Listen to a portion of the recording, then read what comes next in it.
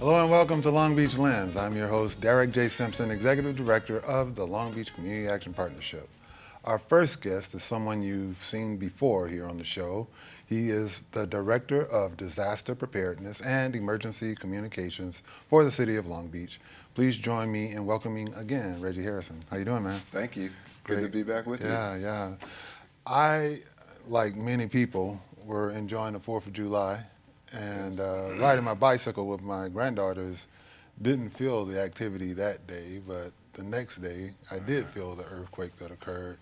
And it made me think of you and all that your department does, but then I thought about people who may not know who you are or what your department does. We only think about things like that when it's too late to think about things like that oftentimes. Yeah. So let's start by just sharing who you are and what your role is in that department that you serve for the City of Long Beach. So I'm the Director of Disaster Preparedness and Emergency Communications. The Emergency Communications refers to the 911 Center. We have an office outside of City Hall. We're at the corner of Spring and Redondo. Right. Our Emergency Operations Center occupies the downstairs area of the center. It's where all of the department heads, first responders, utility providers would come in the event of a major disaster to help work out plans and resourcing. And then upstairs we have our 911 operators, police and fire. Our 911 operators are upstairs. There's about 80 police and fire 911 operators total. They handle about 800,000 calls a year. It's a crazy number of calls. It's a very, very busy city of Long Beach. All of those calls aren't actually bona fide emergencies, but they all have to be answered and tended to. In order to vet what is real and what isn't in that regard. And with the advent of cellular phones, we get multiple calls for a single incident, and you've got to answer every one because each new call might provide new information, updated information. Like in the case if somebody sees an accident on the street, everybody who's driving by is calling in that same accident. That's right. So your team has to collaborate then in digesting that information and saying what the real story is. So as first responders are arriving on scene, the dispatchers will provide them with updated information, especially about a fire that might start in a single area, but then it starts spreading. And so we provide that information firsthand to first responders so that they'll know what they're going to encounter when they get on scene. Now, is your center here in Long Beach unique to Long Beach in terms of how it's structured and who's there, or is that something that many cities have and based on their size and resources? Right. So the uses have always been there, right? The City of Long Beach has always provided 911 services to residents, and we've always had a disaster preparedness element. What's unique is that we took those desperate divisions and moved them all into one department. And we did that because it provided additional focus on those critical areas, to have an entity that's totally focused just on 911 operations and disaster preparedness. And you can see the need based on what's been happening across the country. So it's paid dividends for us in that way. Now, you mentioned people calling in. Is there, if I'm a citizen, is there something that I should process in my own head before I make a 911 call, knowing the severity of making such a call, or should you just call whether you think it should be 911 or not? What would you say to the average citizen about that? Well, I would say call if you feel like it's an urgent matter that requires police, fire, or emergency medical, and I'll leave that judgment up to residents. But what you should be prepared for is a series of questions that our dispatchers are going to ask so that they can make their determination as to the level of severity and what resources is it that's really necessary to be sent out. So it's really leaving the judgment of the call to the professionals who do that, as opposed to you doubting yourself and making such a call. Yeah, I think if in doubt, make the call. Now, with all that you just suggested that you do have, are there plans for growth or evolution in terms of how you do things procedurally or equipment-wise or resources otherwise that are on the horizon that will make what you do even more impactful and efficient? Well, the evolution of technology in both emergency management and the 911 center is really on the uptick. We utilize lots of different types of technologies to help us understand better what's happening in the neighborhoods. We want to understand who is being impacted, what languages are spoken, what's the economic demographics of the neighborhoods as well. It helps us to understand how much resources are we going to need to commit to this area just based on those demographics. Also helps us to paint what we call a common operating picture as well. When we're able to take information in, plot it in technology and our CAD systems, it helps us to all better visually understand what's going on as well, because we're not on the scene. My staff does not go on the scene. We're at the center, and so we're just trying to paint that picture for everyone who will be arriving on the scene. Right.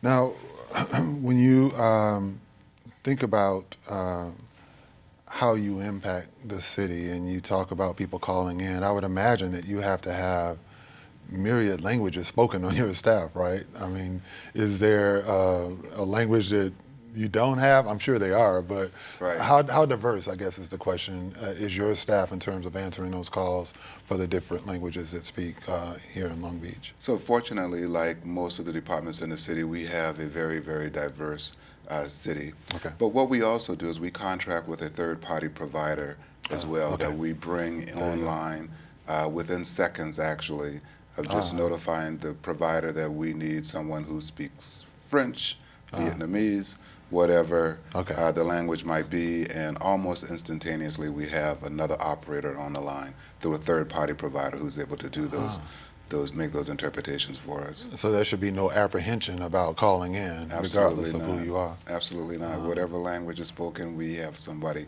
available. That's good to know for sure.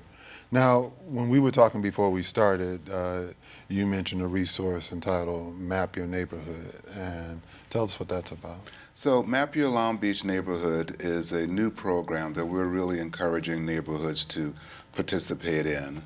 What we've seen across the country is that the new first responders are actually neighbors coming to the assistance of other neighbors. When we saw the wildfires in Northern California and the mudslides, oftentimes it was neighbors coming to each other's aid in advance of first responders being able to arrive on scene. So through Map Your Long Beach Neighborhood, we teach residents to understand what are the resources that they have in their neighborhood, who are the residents that are skilled in plumbing, electrician, who is that neighbor that has every gadget, ladder, tool, generator in his garage, and then also who are the people that are at risk in the neighborhood, who are the elderly, who are the people that have mobility issues. So we get neighbors to actually map those out, those homes, and develop a plan for how they would assist each other in the aftermath of a disaster while we're waiting for first responders to arrive. That sounds like a very cool idea, because there may be a nurse that lives on your block or a doctor or whomever. Right. Now, is there, like, do they contact you for the process to do that, or is there a form that you go online and get to Actually, help a what we community, do, Derek, is we go out to the neighborhoods. We need to find a lead neighbor who would be willing to host a meeting at their house, on their lawn, in their garage, host a meeting, bringing together all of the residents together, and we go through that process of identifying just those risks and resources that we talked about. In California, sometimes it takes a little bit longer to get neighbors together, and so it takes more than one time, oftentimes, to get a neighborhood of about 20 homes together to participate in a program. But we really see this as being the way forward. In addition to residents being individually prepared and preparing their families, we also need neighbors to be prepared to work together. Absolutely. Now, you sent us a few slides in advance, and we only have about 3 minutes, but I want to at least touch on some of them. One of the things that you showed us was the Ridgecrest earthquake, just in terms of how impactful a particular event might be. On the next slide, you showed just some of the fault lines, just showing that, for instance, the most recent earthquake, though it happened out in the desert, we felt it, but had it happened in LA County, I'm sure the results would have been much different.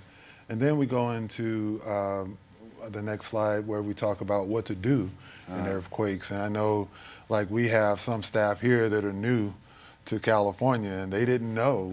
Some of us who've been here for a while know the procedure, but not everyone does in terms of what to do in an earthquake, and that's something that people should know about. And then the next slide that you shared, we talk about Alert Long Beach, and I want you to speak to that real quickly and why people should know about that. So Alert Long Beach is our mass notification system. This is the means by which we would notify residents of a major disaster or emergency that's taking place, whether it's citywide or something that's happening specifically in their location, in their neighborhood. We send alert messages out to neighborhoods, residents, letting them know what's happening, what first responders are doing, and then what action residents should take to protect themselves and their families. It's a real easy program, system to sign up for, but you have to sign up to be able to receive these messages. We've implemented a new process just this past week to make it easier for people to get information. Simply text Alert LB to phone number 99411. Alert LB to 99411, and you will immediately get a link to a page where you can sign up for Alert Long Beach. And this next slide was something that staff was really like, wow, they have that, and this is the warning system. So we only have a few seconds, but tell us about this one because I want to be sure. So Shake Alert LA is a really brand new system that does provide advance warning of an earthquake. Only available for addresses in LA County. There's an app that you download for this program. Again, encourage residents to take advantage of that. As I said earlier, technology and emergency management has really been expanding, and those are two of the newest technologies that we have to share with the public. In the 30 seconds or so that we have left, Reggie, what would be some thoughts that you would like to leave with those who are watching about accessing the resource that you provide for the citizens of Long Beach? So the good thing about my department and the rest of the city as well is that there are many access points for information on disaster preparedness. I'm going to start with a major event, Ready Long Beach, September 28th at Cal State University Long Beach. It's a major disaster preparedness and resource fair. You can come out there and learn about some of the things that we talked about, as well as the demonstrations from CERT, Red Cross, all National Guard. There are all kind of providers and information booths that are available. Obviously, you can go to the city's website and access information as well. Thank you. We appreciate you coming on as always. We're going to take a short break. When we come back, we will be joined by filmmaker and artist Rhonda Love. Stay tuned for more of Long Beach Lens.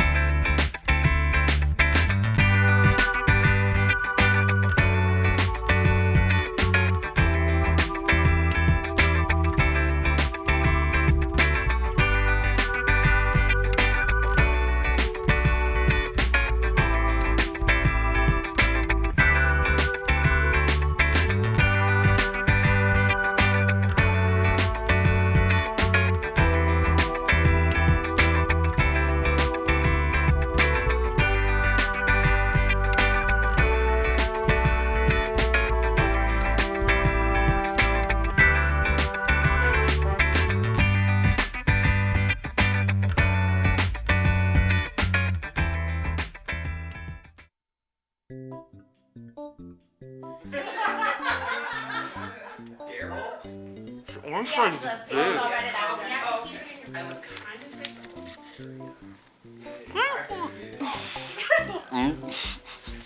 Can you eat the orange? We always want to. One more time.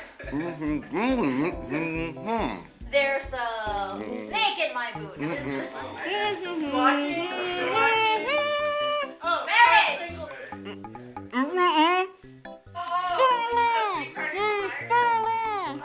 It's alive! It's alive? Yeah, no, it's alive! We got to eat up your road! I'm the king of the world. I'm the king of the world! We always have Paris. We'll always have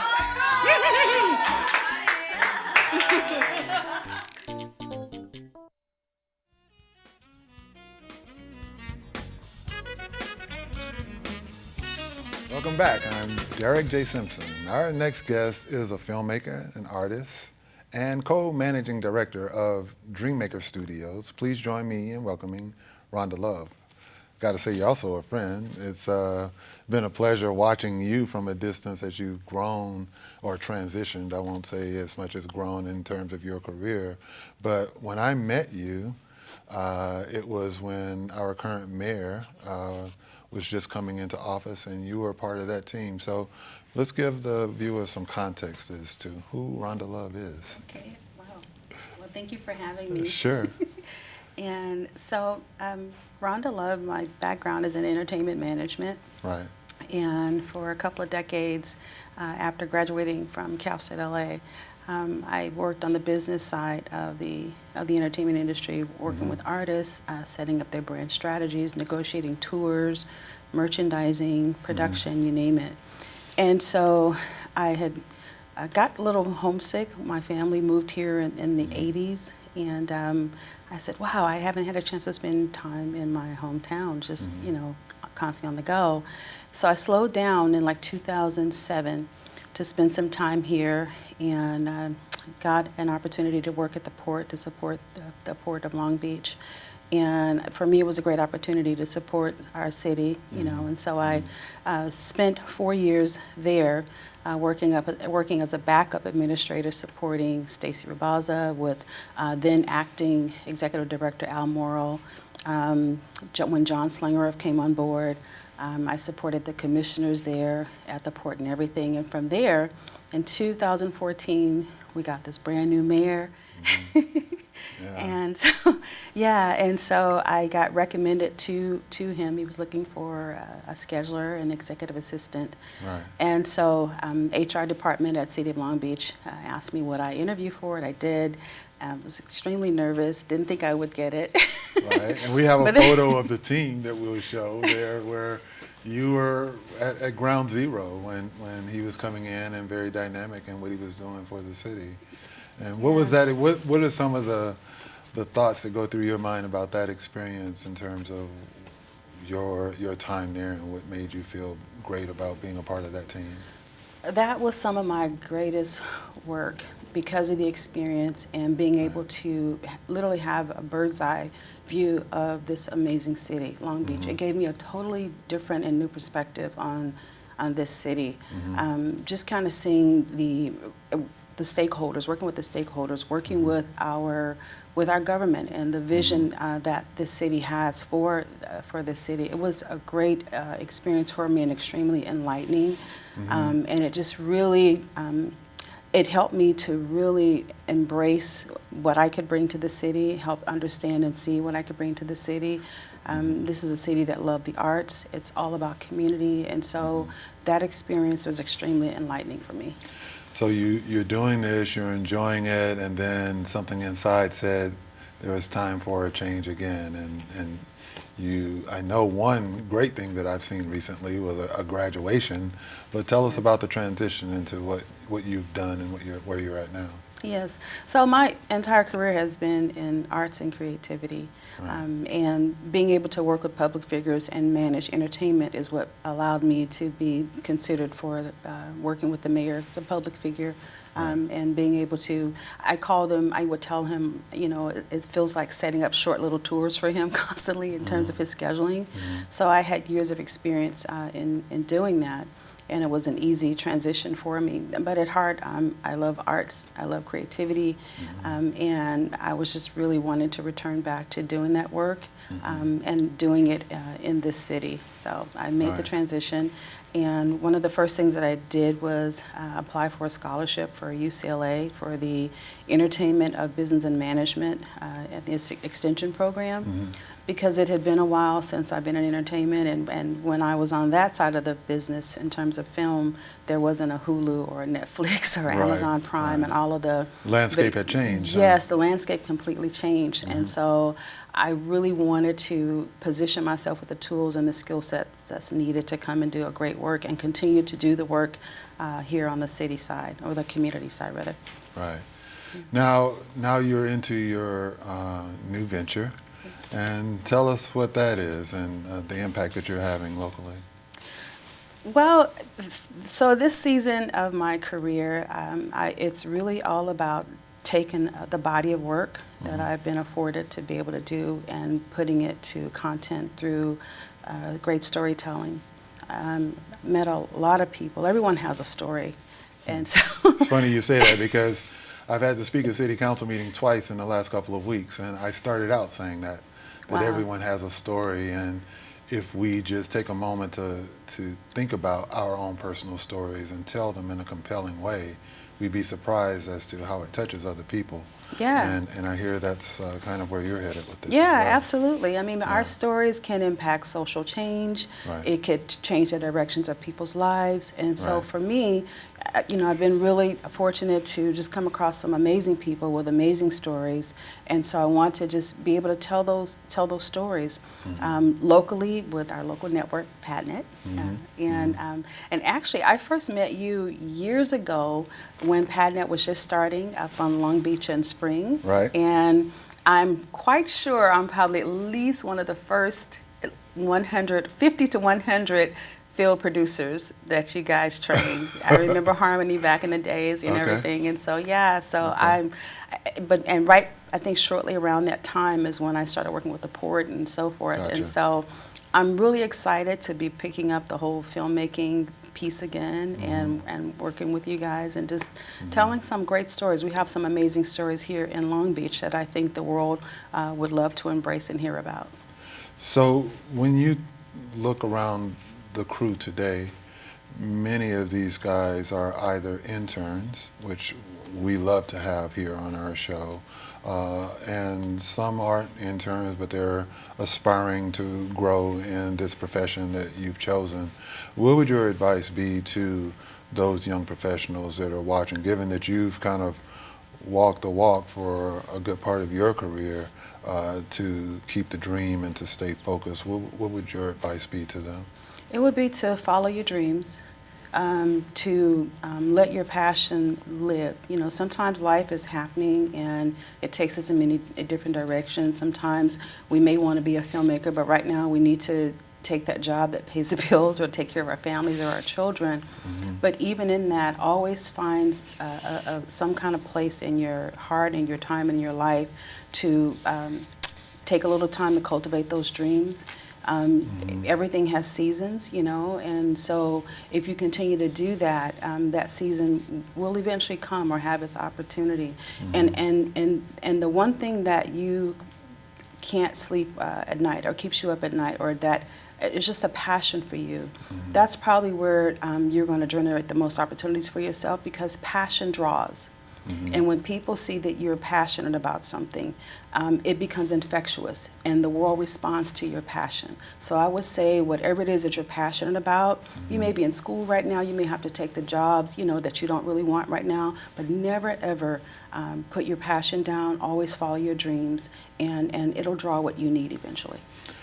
I couldn't have spoken that any truer to life, and I think with that passion, it's also building a team around you and playing to your own personal strengths, as I would say, because we have our space that we occupy, but there are other people that can complement that.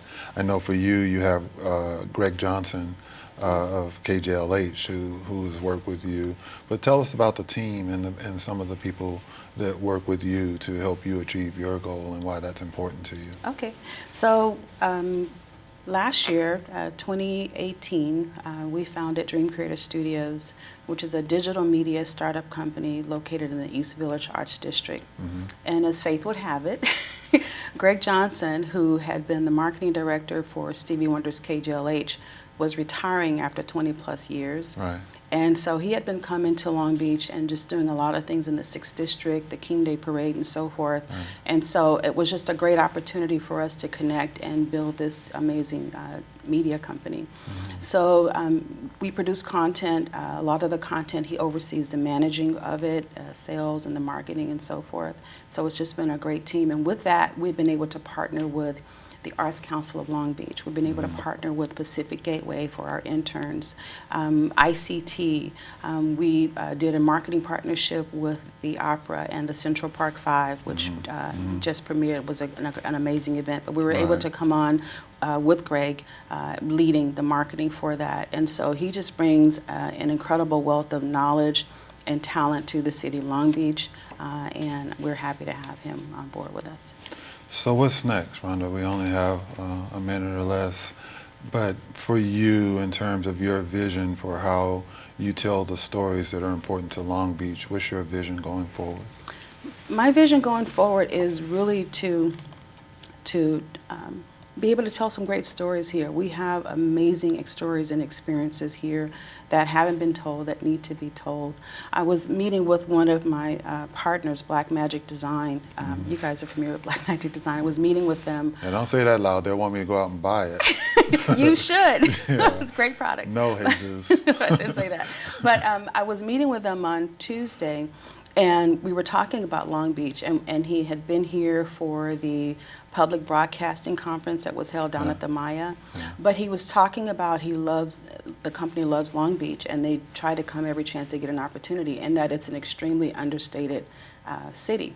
And I couldn't agree with him more. I mean, it's so beautiful and so diverse, and the people here, the stories are very amazing. And so for me, I want to continue doing what I was doing in the mayor's office, but from the arts perspective and with the arts community, and that's telling those great stories. Thank you so much. We're out of time, but I'm not out of questions, and Okay. we're going to have you back, okay? All righty. I'd like to thank our guests, Reggie Harrison and Rhonda Love, for joining us on today's show. Be sure to follow PadNet TV on Facebook, Twitter, and Instagram for the latest updates. We also welcome your comments and thoughts regarding this show as we strive to make Long Beach Lens a favorite source of local news, information, and entertainment. This show has been brought to you with support from the Long Beach Community Action Partnership. Thank you for watching Long Beach Lens.